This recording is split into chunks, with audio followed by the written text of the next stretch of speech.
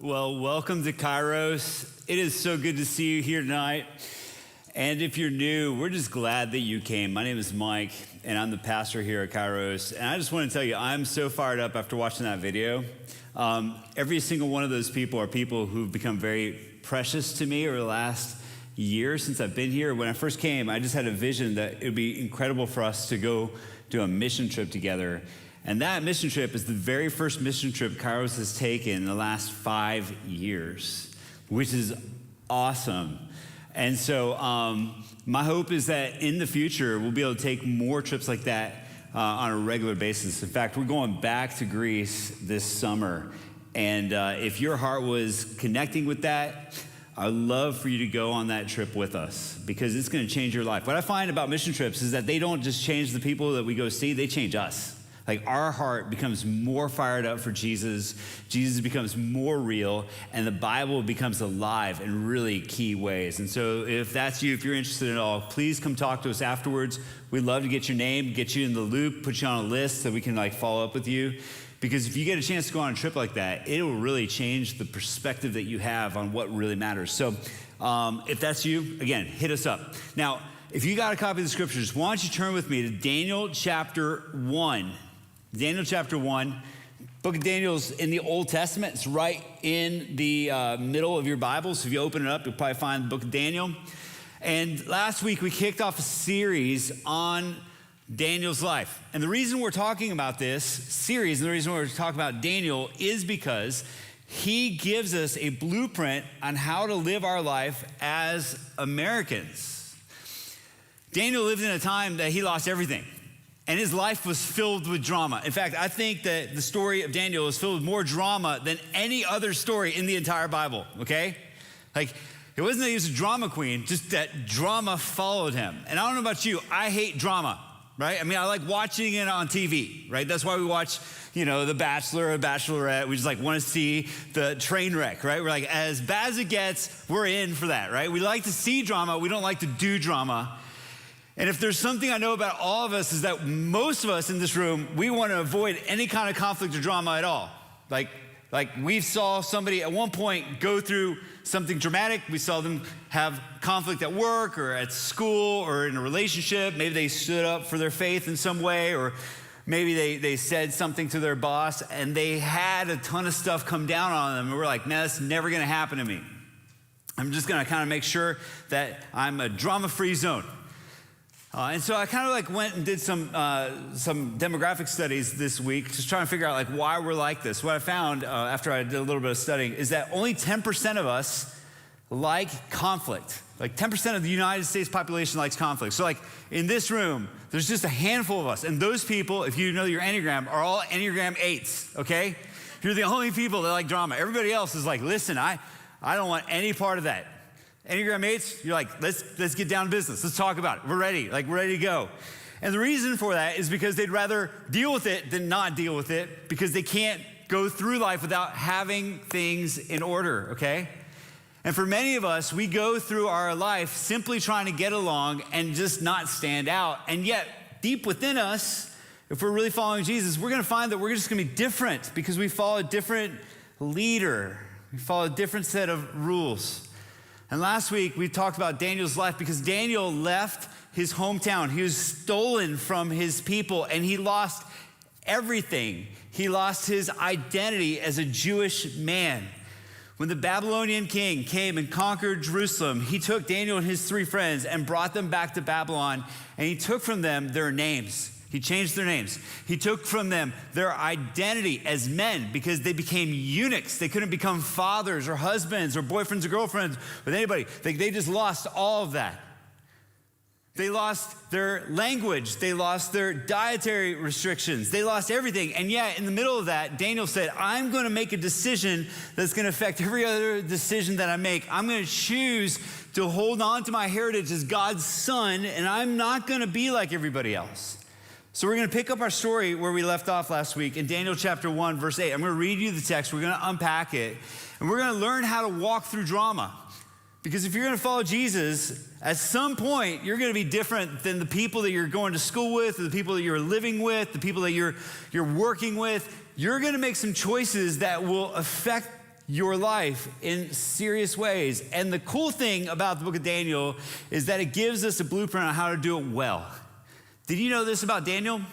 The book of Daniel is considered a dangerous book by people who are in oppressive regimes. It's a banned book in some places. In America, when we had slavery, slave owners took it out of the Bible because they didn't want slaves to have a blueprint on how to speak up against injustice. It was completely redacted. In fact, you can go to Washington, D.C. today and look at some of the slave Bibles in the Museum of the Bible, and you'll find that the book of Daniel is completely missing. Why? Because it gives us an idea on how to live in a culture that no longer follows Jesus to whatever he wants us to live out. And as a culture, we're in a cultural moment where our city and our country is continuing to become more and more unchristian. 50 years ago, if you were a Christian, it was like you're part of the home team. Like it was kind of like your badge of admittance into culture. But today, sometimes when you say you're a Christian, people look at you funny. They may say, hey, listen, I don't know if you're a bigot or if you're somebody who isn't with the rest of us. And sometimes as Christians in our universities or in our public schools, we may feel really different than people around us simply because we want to follow Jesus. And so tonight, let's read the story out of the book of Daniel, Daniel chapter 1, verse 8. It says this: Daniel determined that he would not defile himself with the king's food or with the wine that he drank. So he asked permission from the chief eunuch not to defile himself. God granted Daniel kindness and compassion from the chief eunuch. Yet he said to Daniel, I fear my lord the king who assigned your food and drink. What if he sees your faces looking thinner than the other men your age? He would endanger my life with the king. So Daniel said to the guard whom the chief eunuch had assigned to Daniel, Hananiah, Mishael, and Azariah, please test your servants for 10 days. Let us be given vegetables to eat and water to drink, and then examine our appearance and the appearance of the young men who are eating the king's food, and deal with your servants based on what you see. He agreed with them about this and tested them for 10 days. And at the end of 10 days, they looked better and healthier than all the young men who were eating the king's food. So the guard continued to remove their food and wine they were to drink and gave them vegetables. God gave these 4 young men knowledge and understanding in every kind of literature and wisdom. Daniel also understood visions and dreams of every kind. And at the end of the time that the king had said to present them, the chief eunuch presented them to Nebuchadnezzar. The king interviewed them, and among all of them, no one was found equal to Daniel, Hananiah, Mishael, and Azariah. So they began to attend the king. In every matter of wisdom and understanding that the king consulted them about, he found them 10 times better than all the magicians and mediums in his entire kingdom. Daniel remained there until the first year of King Cyrus. Now, our story starts with this decision that Daniel makes. He says, I don't want to eat the food that the king has given us. And we saw this last week. But for those of you guys who weren't there, let me unpack what that meant. Daniel was given a specific kind of food. It was the best food that you could buy. It was the king's own food. And it was an incredible honor that he was given by the king to eat like the king. But there was a catch. The catch is this: if you eat the king's food, then you will be somebody who's underneath the authority of the king, and you're somebody who's claiming allegiance to him. Furthermore, Daniel, as a Jew, couldn't eat some of the things that were served. Some of the things were served to idols. Others were things that were unclean, that God said, hey, my people can't eat these because you need to be different than everybody else. And so Daniel was faced with a difficult choice. Like I said earlier, he lost everything. He lost his manhood. He lost his family. He lost his hometown. He lost his language. People changed his name.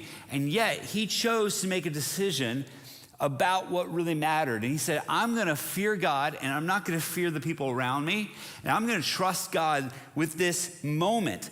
But the way that he goes about this is important, because we can have all the right intentions and do things wrong. Like we can be like, hey, revolution, right? Let's overthrow the oppressors. Like that's mostly our posture when we see something that we don't agree with, right? Like let's burn it all down. There's something good about that. Like we feel like really, really, like that's the only path when we see injustice. And yet Daniel takes a more modest stance, a more calculated stance to bring about change. At one point, he is faced with not going along with what everybody else is doing. And he says, listen, you guys can do whatever you want to me. And that happens later. We'll get into that at another point where he says, listen, I'm not going to go along with everybody else. It doesn't matter what you do. But here, he does something that's very wise. He challenges the problem instead of the person. He challenges the problem instead of the person. You see, sometimes when people say no to us, it's not because they have malice in their heart and don't want to help us out. Sometimes people say no simply because they're afraid. And that's what the eunuch says to Daniel. He says, listen, I would be okay with you not eating the king's food, but I'm afraid about what the king will do to me. See, many of the people that we come in contact with are not bad people. They're good people. We know that. But they're afraid of being different. And when someone challenges the moment or speaks truth to power, they're afraid about what will happen to them. And it's okay for them to feel afraid. But there's a better path forward. And Daniel does not challenge the eunuch. He doesn't say, you're oppressing me. Instead, he says, could we try something different? Could we see about a different way of going about this? And the way he does this is he invites them on the journey. So Daniel then goes to the guard who's over him and he says, hey, let's try a test. Let's test this out. Why don't we, instead of going, with the plan where we eat the king's food, why don't we just try out our plan for 10 days and only eat vegetables and water? And let's see if God will do something here. And this is something I want us to drill down on tonight, because when we give people opportunities to see what God can do, God moves powerfully. And often we miss God's hand because we never take a risk and show other people where we're struggling and invite them into our journey with us. And Daniel says, listen, how about we just try it? How about if we just try God's way for 10 days? And at the end of the 10 days, you'll see whether or not God is real or not. And this is what I want you to hear tonight. God may have you in a position to have influence on other people, and you can invite them into your journey, and it will give them a test drive into what the gospel really is all about. That's how salvation really happens with most people. We test drive what somebody else is already doing. And our culture is actually better at this than us. So the other day, I was looking for a new weather app. I don't know if anybody has a favorite weather app in the room. I was using one called Dark Sky, and then I found out that Apple stole it, okay? And I was very angry about it because I was finally happy with a weather app. I was like, yes, Dark Sky is like the jam, and I'd use it all the time. I deleted Apple Weather off my phone, and then I realized I got to go back to Apple Weather, and I was really bummed out for a little while. And I know that you're not like this at all, but when you find a good app, it's just hard to let go sometimes. Okay, I see somebody right now feeling me. Okay, David over here's got his phone up, right? So I was mourning for about 2 weeks, and then out of nowhere I was like, well, let's just see if there's another app. So I opened my app store on my phone, and I found one that said Carrot. And I clicked on it, and it said, would you like to try me for an entire week? And I said, why not? So I clicked on it, realizing that at the end of the week, which is today, they're going to charge me $10 for the rest of the year if I like it. But there's a genius to this marketing plan. They're like, listen, we believe in our product so much that we'll give it away to you for free. You can test drive this sucker, and if you like it, then you will pay us $10, and you are with us for the long haul, okay? Because they know that if you subscribe, there's a high chance you're never gonna actually go into the settings and ever turn it off, right? Because they'll have you forever. And so all week, I've been testing out Carrot. I'm like, is it good? And by Carrot, by the way, it actually talks trash to you. If you're interested in a good app, like you can put the setting, I put like the snarkiest setting, and it actually like says things to you that an app should never say. It's kind of creepy, but it kind of just gets after you. And I was like, I'm actually like really digging this app. And so tonight I decided I'm gonna keep it. Why? Because I test drove it and I loved it. And here's the deal. Your friends and your community and the people you interact with do not read their Bibles, but they do read you. They don't read their Bibles, but they do read you. And the sad thing is many of them have never seen anybody ever really live out their faith in an authentic way. They've been reading you and they see a difference between what Jesus said and then the way that you're living your life. And I'm not coming down on you. Listen, because like I'm a mess on my best day. But what if we made space for people that we know and we love to actually walk closely enough with us that they can try out Jesus because we're living so radically that our experience becomes contagious to theirs. You know, I remember a story. This is actually one of our family stories. My sister, her name is Jenny, and Jenny moved to Colombia, where our family's from, because she had graduated from college and was trying to figure things out. She was single, and she was like, man, I don't really know what I'm gonna do, so I'm just gonna move home with mom and dad. And when she went to Colombia, she met a guy named Jorge. And Jorge was not a Christian, grew up in a religious family, but was like really following a different path. And Jorge asked my sister on a date. My sister said yes, so they went on a date, and he was asking her about her faith and was so struck by her conviction because in the middle of the date, she walked out. She's like, I can't get with this. Like this thing that we're at is just like over the line. I can't walk this path. And he chased her out going, why do you believe what you believe? And he asked her out again. She said, no, I'm not gonna date you because you're not a follower of Jesus. But he was so intrigued by her commitment to Jesus that he just stuck around. Like he just started showing up. Like he was like the guy who like downloaded Carrot on his phone.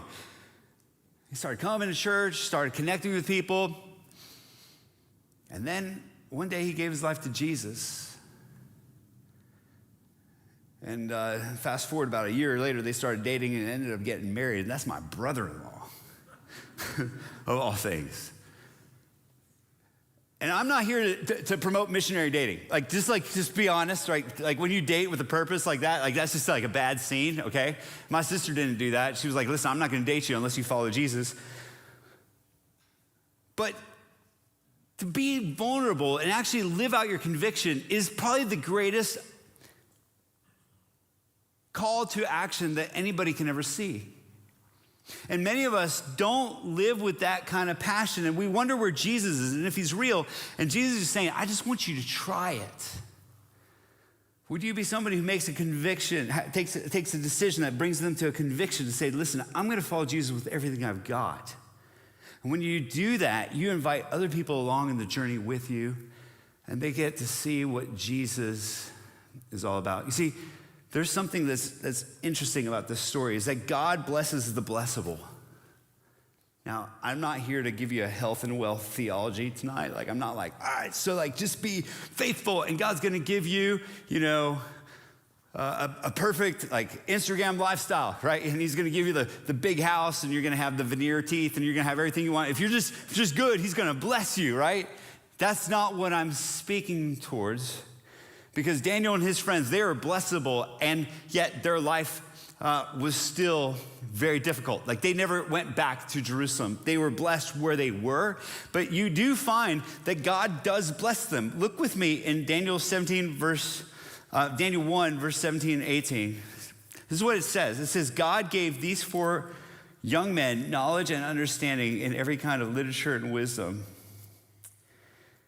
Daniel also understood visions and dreams of every kind. And at the end of the time, the king had said to present them. The chief eunuch presented them to King Nebuchadnezzar. The king interviewed them, and among all of them, no one was found equal to Daniel, Hananiah, Mishael, and Azariah. God blesses them, and he blesses them with health. He blesses them with favor, and he gives them the ability to understand literature and wisdom, and Daniel's even given the ability to understand dreams. And the reason why God blesses them is because they put themselves in a position where they are blessable. They say, God, we want to follow you with everything that we have. And as I was preparing for this message, I just kept coming over and over again to a passage in the scriptures. In 2 Chronicles chapter 16, it says this. It says, for the eyes of the Lord roam throughout the earth to show himself strong for those who are wholeheartedly devoted to him. We just rest in that verse for just a moment.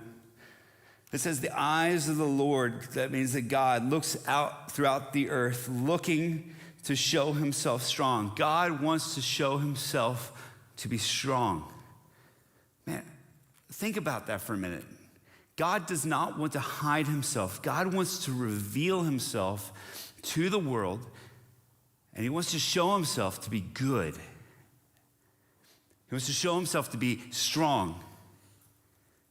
And then the scriptures say he wants to show himself strong for those who are wholeheartedly devoted to him. So the question I've been asking myself all week, and I want to ask you, is are we wholly devoted to God?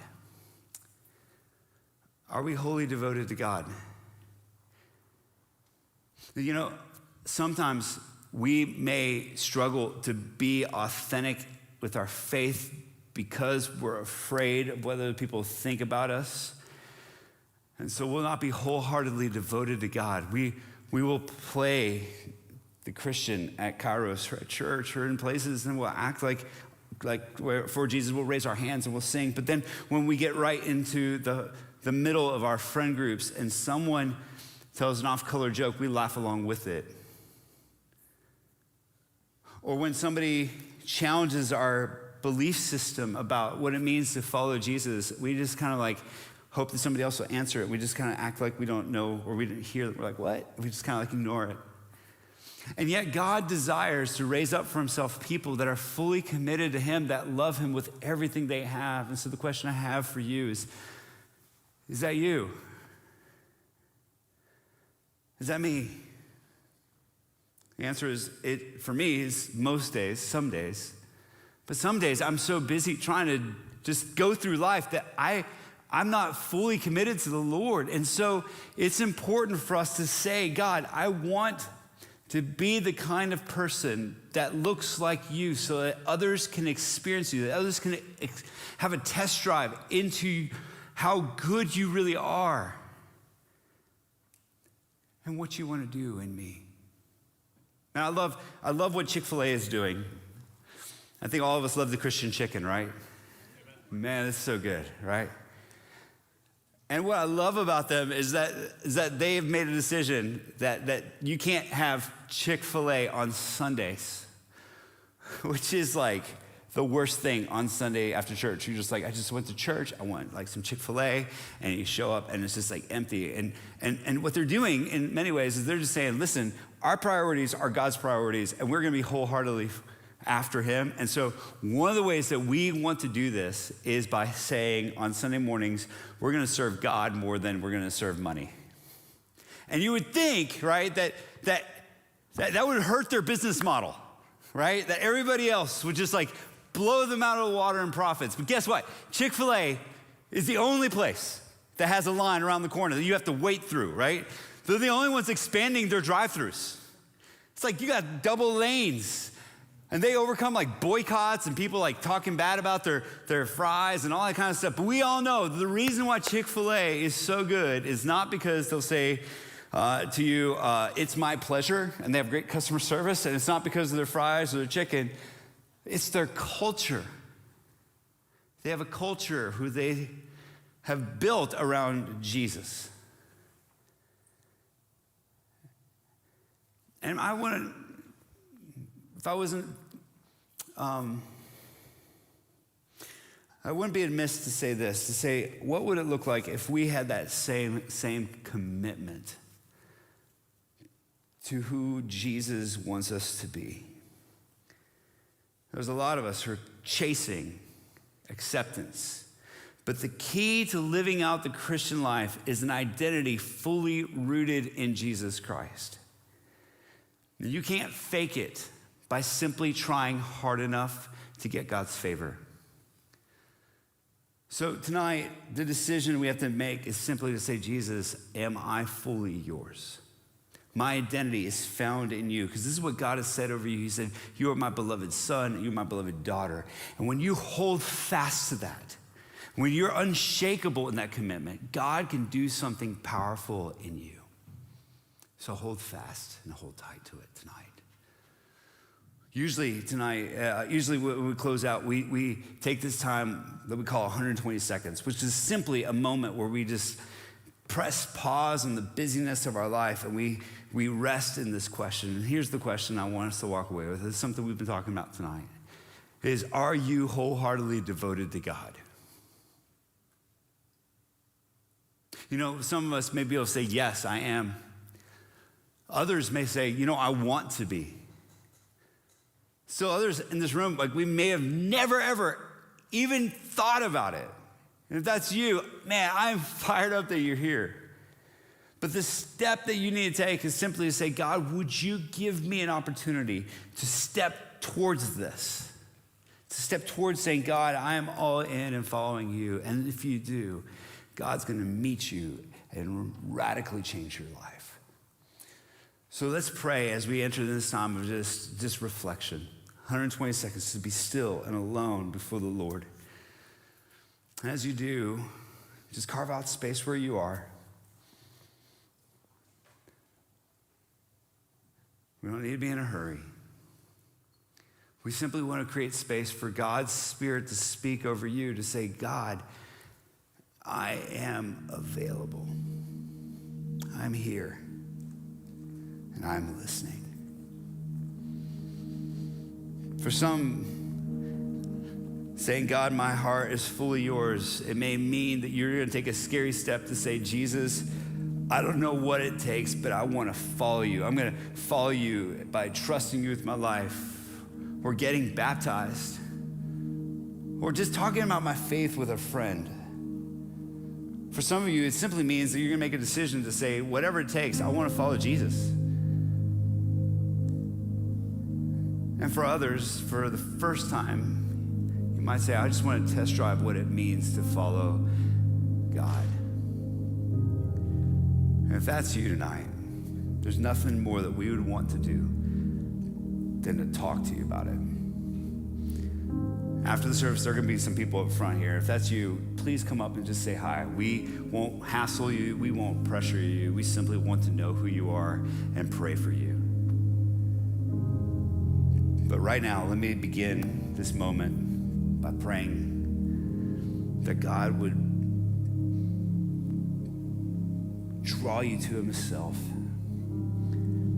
draw you into who he wants you to be. Jesus,